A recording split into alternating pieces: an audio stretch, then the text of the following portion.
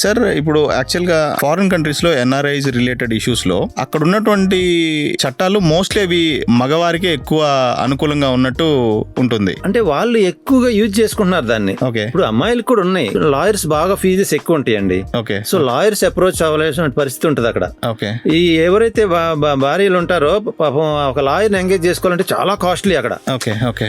అంత కాస్ట్ పెట్టి ఒక లాయర్ ఎంగేజ్ చేసుకుని ఆమె తరఫున ఫైట్ చేయాలని అంటే వాళ్ళకి స్తోమత అంత ఉండదు. ఎందుకంటే వాళ్ళు జాబ్ చేసే పరిస్థితి ఉండదు. ఒక్కోసారి జాబ్ చేసినా కూడా వచ్చినటువంటి ఇన్కమ్ అంతా కూడా లాయర్ ఫీజెస్ కి మోర్ బర్డెన్. అతను ఏంటంటే అతను మేనేజ్ చేసుకోగలుగుతాడు, అతను ఒక ఇన్కమ్ ఉంటది కాబట్టి. కోర్టులోకి వెళ్లి లాయర్ ఎంగేజ్ చేసుకుని కేసులు పెట్టి వాళ్ళ తరఫున ఫైట్ చేసుకునే అంత పరిస్థితి పాపం లేడీస్ కి ఉండట్లేదు అక్కడ. అది మేము గమనించింది. అందుకని హస్బెండ్ విన్ అవుతున్నాడు. హస్బెండ్ అక్కడ ఉన్నటువంటి లూప్ హోల్స్ అన్ని తెలుసుకుంటున్నాడు, అక్కడ ఉన్నటువంటి చట్టాలని తెలుసుకుంటున్నాడు, తెలుసుకుని ఆ లాయర్ ద్వారా కేసెస్ విన్ అవుతున్నాడు. కానీ వైఫ్ పరిస్థితి చాలా దేన స్థితిలో ఉంటున్నారు వాళ్ళు.